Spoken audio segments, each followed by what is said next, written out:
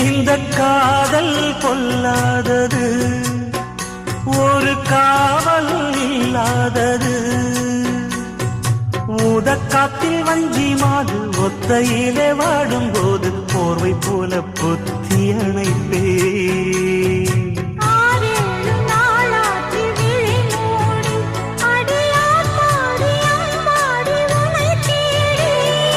நீதானே மானே என் இளஞ்சோடி, உனை நீங்காது என்றும் என் உயிர் நாடி.